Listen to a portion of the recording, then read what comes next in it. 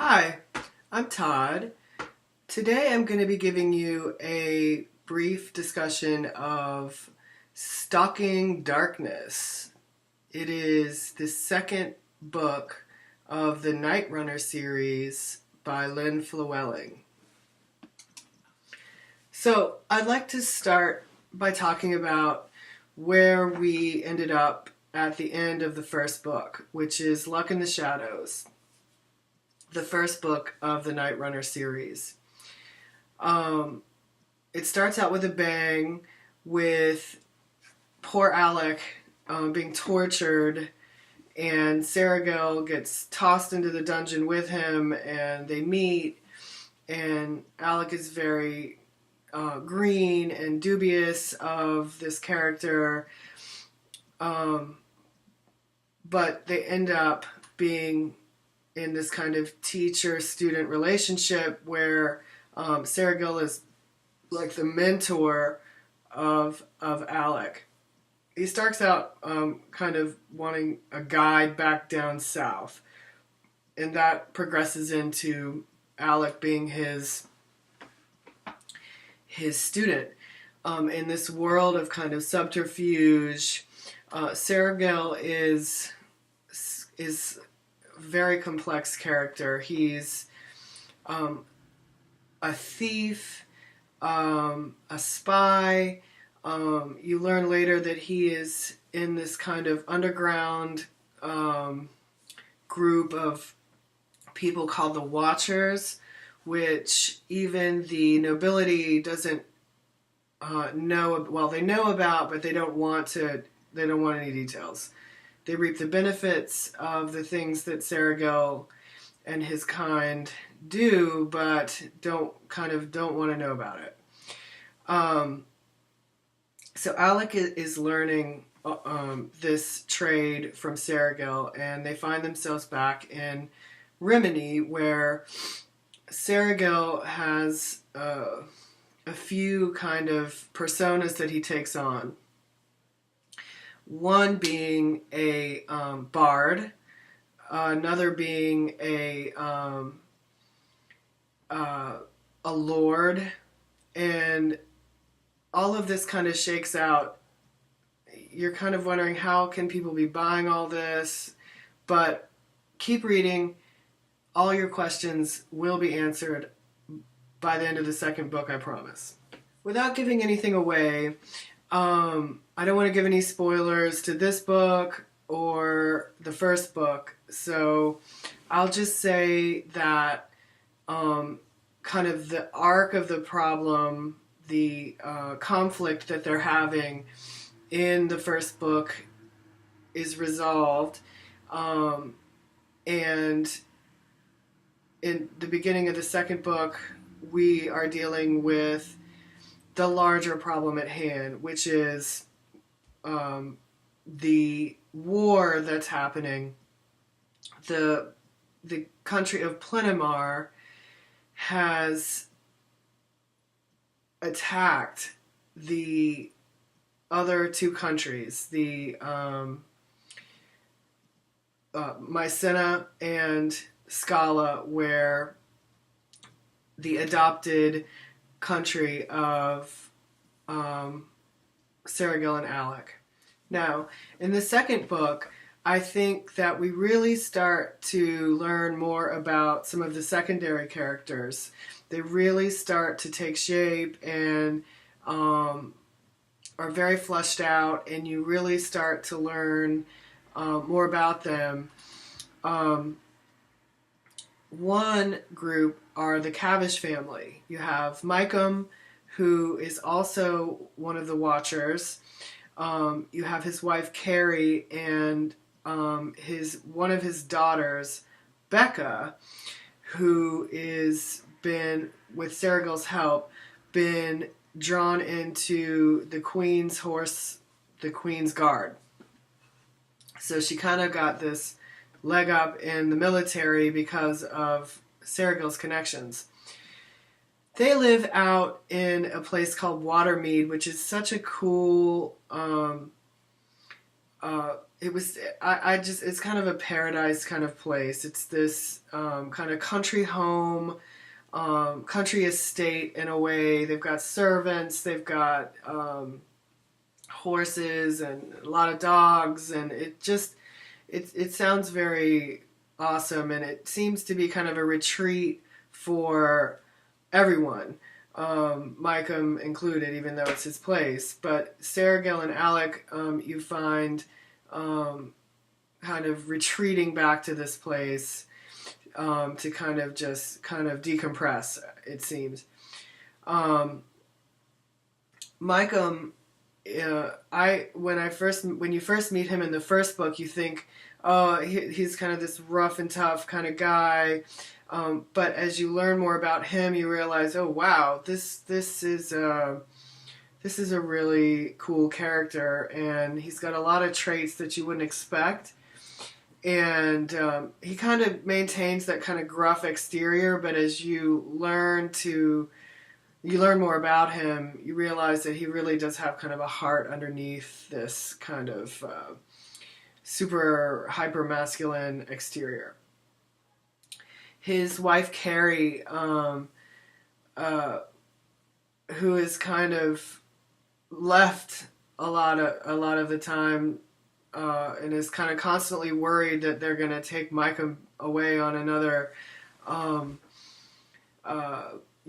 quest, a dangerous quest, or put her husband in danger. So it's kind of a precarious relationship she has with Sergil. You find, well, I don't want to give that away, but she has a lot of reasons to be annoyed by Sergil, but she's very gracious, and I thought that was a really neat part of the personality of that character.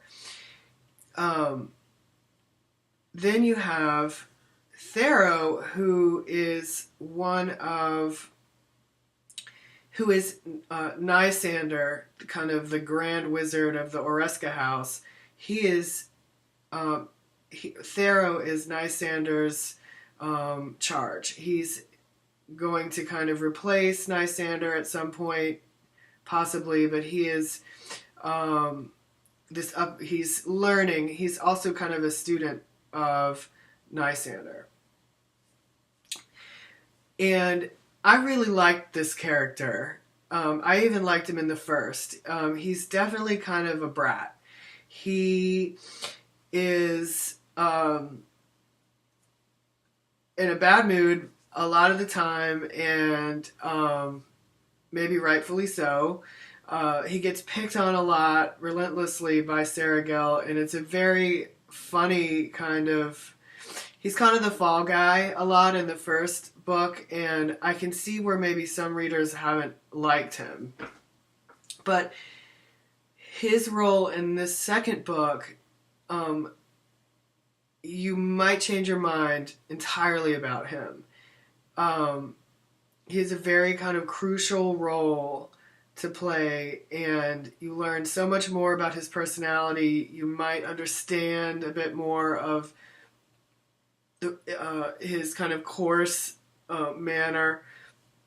It all seems to kind of makes a bit more sense, and actually has turned out to be one of my favorite characters. I really, really like him. And then you also have the wizards. You've got Nysander and Magiana, who have, as a kind of aside, you learn, without giving too much away, you learn that they may have, in another life, been lovers. They might have been soulmates in a way, and they kind of still are in a lot of ways. Then you have the antagonists of the book, the baddies. They all kind of spring from the country of Plenimar, which is like the enemy of the state, the enemy of the world. They're kind of causing trouble for everybody.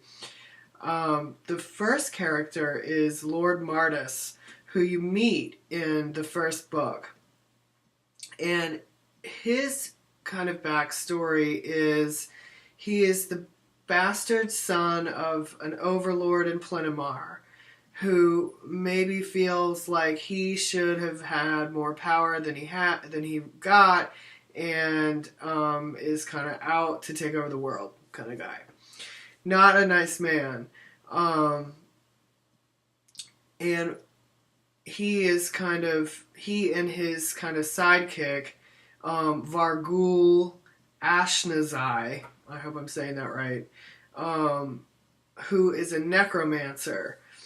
And there are just pure evil. They're kind of following Alec and Sergil, but have kind of hit a dead end because Nysander has kind of magicked them and kind of won't allow their magic to kind of find these characters. But they've tracked them to Rimini, so they're kind of hot on their heels. Vargul Ashnazai has a lot of flaws. He is kind of a jealous character. He is vengeful, and some of that may come back on him. You have to see in the book. And the third is a Dire Magnos. I think that's how you say it, Dire Magnos. A woman named Irtuk Bashar. And she is a Dire Magnos, meaning she is so far studied in the art of necromancy that her kind of human body has died, and she's kind of like this animated corpse. Very scary character. Flewelling's baddies in this book are about as bad as you can possibly hope to have. They torture people, they murder people, they have no regrets about doing so, they have no conscience, it seems. They are human embodiments of pure evil. And you are really rooting by the time you get to the kind of climax of the story. After all these horrible things they've done, you're really rooting for them to kind of be shown what's what. So I have to come back to the relationship between Alec and Sergil. In the first book, you find that Sergil is having these kind of fleeting moments of affection for Alec that he might not want to deal with yet. He has had maybe his heart broken in the past, and is maybe loved some other characters in the book that either would not or could not return the kind of love, that kind of love back to him. And you sense a sort of hesitancy in him, and maybe him kind of wanting to push these feelings away. In the second book, in Stalking Darkness, the characters, both now, Sergil and Alec, are having to deal with their relationship. And deal with it they do. In the second book, you have not only Sergil, but Alec having some feelings that he certainly doesn't understand. It's explained that where Alec comes from, a gay relationship, a relationship like that between two men is maybe not so accepted. Whereas in Scala, it's as natural and normal as a heterosexual relationship. No one even notices it really. And it's very sweet the way he kind of reconciles this lifestyle, and maybe something inside of himself begins to kind of come to the surface. I have to say that it's been a very, very long time since I have had such an emotional response to a book as this book, which I have read actually was one book at one point, but Flewelling's management or publishers split this into two books, and a series was born. But the last 100 pages especially, it's that kind of cliche where I needed to go to bed but could not put it down. I didn't want it to end, but I couldn't stop reading, and I definitely cried at a couple of scenes in this book. I was absolutely enraged at points. I was shocked. You name it. The gamut of emotions was run here. I immediately started the third book. I'm not very far. I just started it last night. But I have to say that this may be my favorite fantasy series that I've read. Now, I'm only on I'm on the third book so far. But I think what touches me so much about this series is that I've never read a fantasy series, which is already going to be my favorite kind of genre.